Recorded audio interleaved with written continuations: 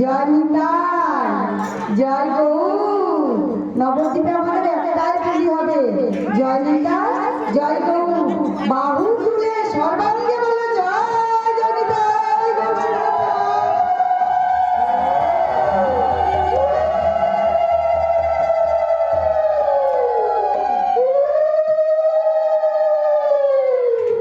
আমরা যখন নবদ্বীপে যাব না মা, তখন আমাদের বাহু তুলে আগে স্যালেন্ডার হতে হবে।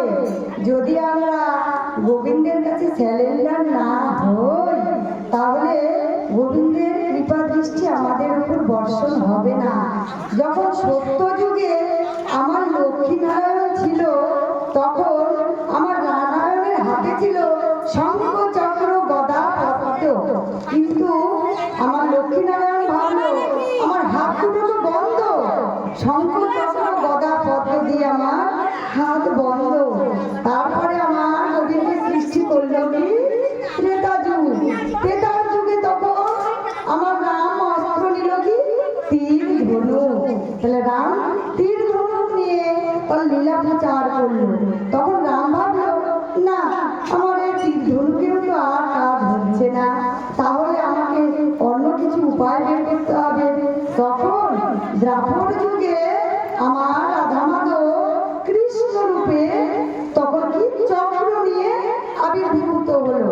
যখন চক্র নিয়ে আবির্ভূত হলো, চক্র দিয়ে তখন সারা বিশ্ব জয় করেছিল।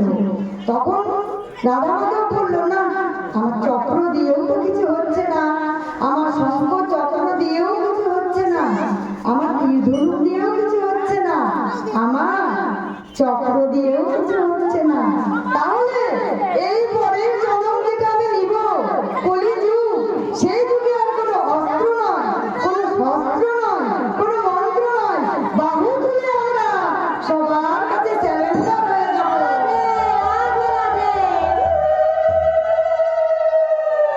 আমরা নদিয়ার দাঁড়ে দাঁড়ে গিয়ে সবাইকে হরিনাম মিলাবো যে তোমার হাতে ধরি, পায়ে ধরি, মুখে শিশু বলো হরি হরি।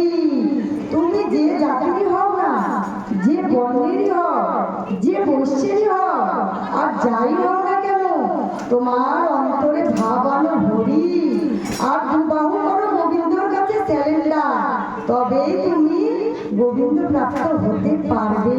আর যতক্ষণ না তুমি বাহু তুলে গোবিন্দর কাছে স্যালেন্ডার না হবা, ততক্ষণ গোবিন্দ তোমার কাছে ধরা দেবে না মা।